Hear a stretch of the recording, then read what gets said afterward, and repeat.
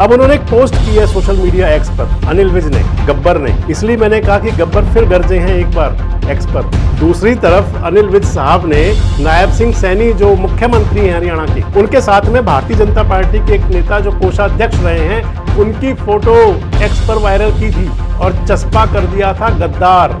लेकिन पार्टी की किरकिरी बहुत हुई थी उस समय। हर बार झुक जाते हो, ईमानदार हो तो क्यों बेइज्जत होते हो, इस्तीफा दे दो या गुलाम बन जाओ। इंडियन नेशनल लोकदल में जाने की राय भी दी गई है अनिल विज साहब को और कांग्रेस के कार्यकर्ता खासे खुश हैं।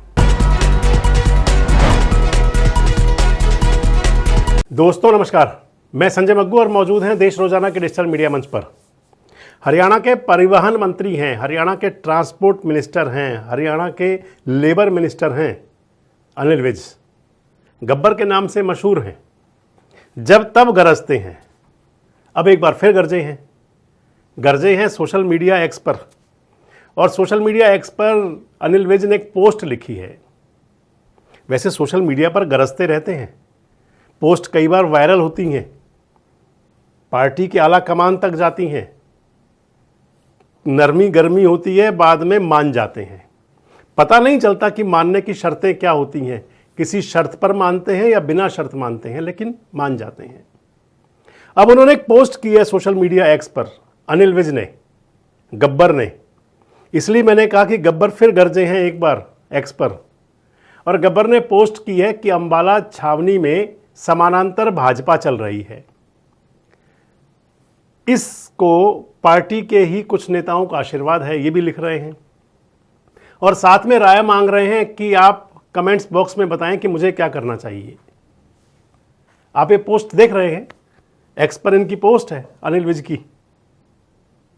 आगे बताऊंगा इस पर कमेंट्स क्या किए इन लोगों ने, लेकिन पहले चर्चा वही कर रहे हैं पोस्ट की। तो अनिल विज की पोस्ट कोई नई पहली बार नहीं है। आपको ध्यान होगा, लगभग 6-7 महीने पहले की बात रही होगी। दिल्ली का विधानसभा चुनाव था, उस दौरान की बात है। दिल्ली विधानसभा चुनाव के दौरान अनिल विज ने एक तो पंडित मोहनलाल बड़ौली पर, जो भारतीय जनता पार्टी के हरियाणा के प्रदेश अध्यक्ष हैं, उनको लेकर के बड़ी तल्ख टिप्पणियां की थी। सोशल मीडिया एक्स पर लिखा था, बाकायदा अखबार नवीसों को बयान तक दिया था। पंडित मोहनलाल बड़ौली पर एक एफआईआर दर्ज हुई थी दुष्कर्म के मामले की। हालांकि वो एफआईआर कैंसिलेशन में जा चुकी और इस समय वो एक बार फिर से सुनवाई के लिए है हिमाचल प्रदेश के सोलन के अंदर। मामले को लेकर के कुछ कह नहीं सकते कि क्या है क्या नहीं, सच्चाई कितनी है कितनी नहीं, लेकिन पुलिस को उसके अंदर कुछ मिला नहीं था। खैर, उस मामले को लेकर के अनिल विज ने कई बार बड़ी तल्ख टिप्पणी की थी और यहां तक कह दिया था कि आखिर पार्टी की महिला कार्यकर्ताओं को कैसे बुलाएं, मोहनलाल बड़ौली प्रदेश अध्यक्ष हो तो। और इधर दूसरी तरफ अनिल विज साहब ने नायब सिंह सैनी जो मुख्यमंत्री हैं हरियाणा के, उनके साथ में भारतीय जनता पार्टी के एक नेता जो कोषाध्यक्ष रहे हैं, उनकी फोटो एक्स पर वायरल की थी और चस्पा कर दिया था गद्दार। गद्दार लिख दिया था उस पर। पार्टी आला कमान ने भी इसको गंभीरता से लिया था।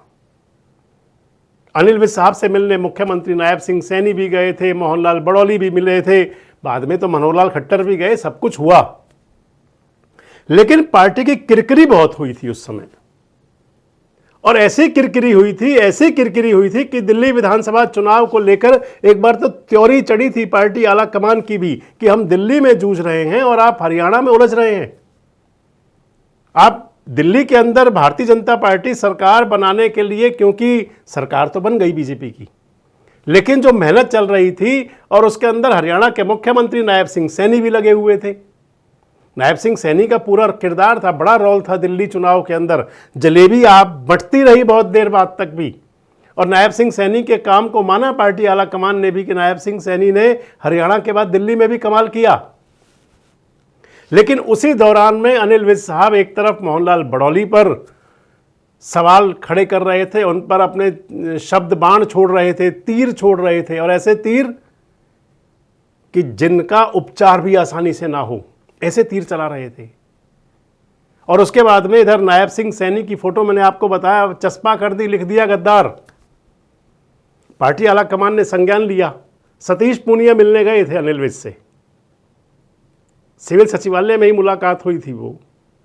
मैंने उस समय एक वीडियो शेयर किया था आपके साथ कि मुलाकात हुई, क्या बात हुई, लेकिन उसके बाद अनिल विज ऐसे चुप हुए थे, ऐसे खामोश हुए थे कि उनसे कोई कुछ भी पूछ ले कह देते थे नो कमेंट्स, नो कमेंट्स। आप देखिए एक बार, इस बात को भी देख लीजिए कैसे कहते थे no comments, no comments, no comments.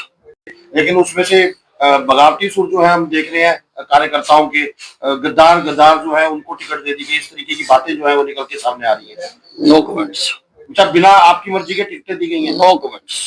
अच्छा, 15 नाम काट दिए गए लिस्ट में से, जो लिस्ट आपके ऑफिस से गई थी, जो मंडल प्रधानों ने भेजी थी। No comments.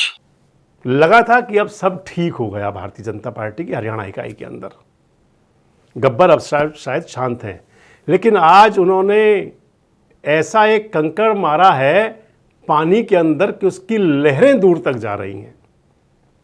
क्योंकि अनिल विज साहब ने पूछा था और लोगों से कहा था जो उनके फॉलोअर्स हैं कि भाई आप मुझे कमेंट्स बॉक्स में बताएं कि मैं क्या करूं। तो जवाब भी दिया है उनको लोगों ने, उनके एक्स पर लोगों ने जवाब दिए हैं और जवाब भी सब तरह के हैं। जिसको जो सही लगा उसने वो जवाब दिया। एक यूजर हैं विशेष नाम से, शायद उनको इंडियन नेशनल लोकदल से परेशानी होगी, विशेष को लिख रहे हैं कि आप इनेलो ज्वाइन कर लो, आजकल सारा जो रिजेक्टेड सामान है वहीं इकट्ठा हो रहा है। इन्होंने अनिल विज साहब को भी तंज कस दिया और साथ साथ तंज कस दिया एक इंडियन नेशनल लोकदल पर भी। और भी जो उनके फॉलोअर्स हैं अनिल विज के, उन्होंने अपनी अपनी राय व्यक्त की है। एक यूजर है राहुल काजल, इंडियन नेशनल कांग्रेस के, क्षमा कीजिए, कांग्रेस के कार्यकर्ता जरूर रहे होंगे, लिख रहे हैं अनिल विज साहब को राय दे रहे हैं आप हवन करो। राहुल गांधी को खूब कोसा आपने, अब बीजेपी आपका बार बार अपमान कर रही है। लिख रहे हैं आगे राहुल काजल कि हमें तो बहुत अच्छा लगा ट्विटर मंत्री अनिल विज जी, ट्विटर मंत्री आप ऐसे ही अपमानित होते रहें, यही हमारी मंगल कामना है। तो राहुल काजल ने तो अपनी शुभकामना के अंदर अशुभ कामना दे दी उनको, क्योंकि राहुल गांधी के लिए और कांग्रेस के लिए तो जब तक अनिल विज बोलते हैं तो उन्होंने जवाब दे दिया। एक और यूजर है हितेश भारतीय करके इनका नाम है, लिख रहे हैं मंत्री महोदय नुकसान आपका हो रहा है या पार्टी का, ये तो हम नहीं बता सकते, लेकिन इतना जरूर है कि भाजपा ने आपके अनुभव और आपकी वरिष्ठता को कभी भी तवज्जो नहीं दी। 3 बार सरकार बन चुकी है, कम से कम एक बार तो कमांड आपके हाथ में दे देते, लेकिन आपकी तरफ कोई ध्यान नहीं है, आपकी मेहनत का आपको कोई फल नहीं मिला। ये हितेश भारतीय है, शायद अनिल विज के समर्थक होंगे जरूर, उन्होंने उनको राय दी है, अपनी अपनी बात कही है। अगर आगे देखें तो आगे भी बहुत से उन पर कमेंट्स हैं। एक सुमित पूनिया है, सुमित पूनिया लिख रहे हैं कि मैंने भी भाजपा को वोट दिया था, लेकिन आज तक मेरी 3-4 बार सीएम अधिकारियों के साथ कोई अपनी शिकायत लिख रहे हैं, आप देख लीजिए। और इसके साथ कह रहे हैं कि हरियाणा में नेता उसी को चुना जाना है जो मोदी और शाह के समर्थक हैं। राय दे रहे अनिल विज को सुमित पूनिया, अब अपनी आप नई पार्टी बनाओ, हम आपके साथ हैं। एक और हैं अभिषेक मित्तल, अभिषेक मित्तल कह रहे हैं कि अगर ऊपर वालों का आशीर्वाद प्राप्त है तो आप कुछ भी नहीं कर सकते सर। जिन लोगों को कह रहे हैं जो समानांतर भाजपा चला रहे हैं, आपको हाईकमान के आगे आवाज उठानी चाहिए। अगर ऐसा हो रहा है तो एक जीते हुए जनप्रतिनिधि हो आप, बीजेपी की आन बान शान हो आप, अभिषेक मित्तल लिख रहे हैं। और आगे एक और कमेंट आप पढ़ लीजिए, अनिल खेत्रपाल हैं, लिख रहे हैं विज साहब आप हरियाणा के सबसे सीनियर नेता हो, भावनाएं जगा रहे हैं विज साहब की कि आप सबसे सीनियर हो, आपके वरिष्ठ मंत्री होने के बावजूद भी आपको इग्नोर किया जाता है। आपने बहुत बार अपना रोष व्यक्त किया पर आपका कोई स्टैंड नहीं है। अनिल विज साहब सुन लीजिए, कह रहे हैं आपसे अनिल खेत्रपाल कि आपका कोई स्टैंड नहीं है, हर बार झुक जाते हो, ईमानदार हो तो क्यों बेइज्जत होते हो, इस्तीफा दे दो या गुलाम बन जाओ। तो ये बहुत सारे रिप्लाई आए हैं उनकी पोस्ट पर, उनके फॉलोवर्स ने दिए हैं। अब अनिल विज साहब ने फैसला करना है। लेकिन मैं आपको बताता चलूं कि अनिल विज और हरियाणा के अंदर जो भारतीय जनता पार्टी की सरकार है, ये पहली बार कोई नहीं हो रहा, दर्जनों बार ऐसा सब कुछ हो चुका है। मुख्यमंत्री मनोहर लाल थे जब पहली बार 2014 से 2019 की टर्म थी, हरियाणा के अंदर लोकल बॉडी मिनिस्टर भी थे और हेल्थ मिनिस्टर भी थे। अनिल विज साहब हेल्थ मिनिस्टर रहते हुए उस समय डायरेक्टर हेल्थ के ट्रांसफ़र को लेकर के, और डायरेक्टर हेल्थ मिसिज खुल्लर थी, उनको लेकर के अनिल विज साहब कई बार नरम गरम हुए। मनोहर लाल जी खट्टर के साथ में उनकी कई बार जो आप कह सकते हैं कि जवानी जंग चलती रही, सोशल मीडिया पर भी और मीडिया पोस्ट में भी दिखता रहा कि अनिल विज साहब खासे नाराज़ रहते हैं। अब अनिल विज साहब को था कि लगातार एमएलए बनते रहे हैं, बार बार वो तब बनते रहे जब बीजेपी को हरियाणा में कोई पूछता नहीं था। जब बीजेपी का हरियाणा में कोई नाम लेवा नहीं था, अनिल विज एमएलए बनते थे, इसलिए उनकी ये शिकायत है। हालांकि अनिल विज साहब ने एक बार ऐसा कहने की कोशिश की कि मैंने पार्टी के झंडे में ही रहूंगा, तो उनको लोगों ने बता दिया कि आप तो पार्टी छोड़ करके इंडिपेंडेंट चुनाव लड़के विधायक भी बन चुके हो। ऐसा भी हुआ था एक बार जब अनिल विज ने पार्टी छोड़ी थी, भारतीय जनता पार्टी छोड़ के इंडिपेंडेंट विधायक बने थे। उसके बाद 2019 से 2024 की सरकार हुई, अनिल विज बनाए गए गृह मंत्री, हरियाणा के होम मिनिस्टर, हेल्थ भी उनके पास उस समय भी था। होम मिनिस्टर होते हुए मनोहर लाल के साथ उनका 36 का आंकड़ा लगातार चलता रहा। आपको ध्यान होगा सीआईडी को लेकर के कितने लाल पीले हुए थे अनिल विज, और अंतोगत्वा हुआ ये कि पार्टी आला कमान को दखल देना पड़ा और उसके बाद में सीआईडी को गृह मंत्रालय से अलग कर दिया गया। सीआईडी उसके बाद मनोहर लाल जी के पास रही और होम मिनिस्टर बने रहे थे अनिल विज। नूह का दंगा था, मनोहर लाल जी मुख्यमंत्री थे। अनिल विज साहब से पूछ लिया किसी ने, होम मिनिस्टर की जवाबदेही थी, लेकिन होम मिनिस्टर साहब जो थे उस समय के अनिल विज, उन्होंने कह दिया जो पूछना है मनोहर लाल से पूछो, मुझे कुछ नहीं पता। यानी कि ये वो बता रहा हूँ आपको कि इनकी जो गर्मा गर्मी तल्ख मिजाजी जो चलती रही। और सबसे बड़ा इंसिडेंट तब हुआ जब हरियाणा के अंदर नेतृत्व परिवर्तन किया भारतीय जनता पार्टी ने। मनोहर लाल के स्थान पर नायब सिंह सैनी मुख्यमंत्री बनाए गए। बहुत गुस्सा हुए अनिल विज, इतने गुस्सा हुए कि असल में गब्बर के रूप में आ गए। कह दिया कि नायब सिंह सैनी के नीचे शपथ नहीं लूंगा, जूनियर आदमी है। आपको बताता चलूं कि नायब सिंह सैनी और अनिल विज का भी कोई पहला मामला नहीं था। ये 2014 से 19 की सरकार का दौर आपको ध्यान होगा। अनिल विज पावरफुल मिनिस्टर थे हरियाणा सरकार के अंदर और राज्य मंत्री का दर्जा दिया गया था, राज्य मंत्री बनाए गए थे नायब सिंह सैनी। नायब सिंह सैनी भी अंबाला जिले से विधायक बने हुए थे और इधर अनिल विज साहब भी अंबाला जिले से विधायक थे। गर्मा गर्मी खूब रही, अनिल विज ने खूब अपना तेवर दिखाए। 2014 से 19 की सरकार और नायब सिंह सैनी और अनिल विज की टसल्सबाजी बता रहा हूं आपको। और उसके बाद जब हरियाणा में नेतृत्व परिवर्तन बता रहा हूं मैं आपको, नायब सिंह सैनी बने मुख्यमंत्री, तो अनिल विज खासे गुस्सा थे, मंत्री नहीं बने। 2024 में फिर सरकार बन गई। भारतीय जनता पार्टी आला कमान ने नायब सिंह सैनी को मुख्यमंत्री का चेहरा घोषित करके चुनाव लड़ा था। जो किया कहा था वही किया।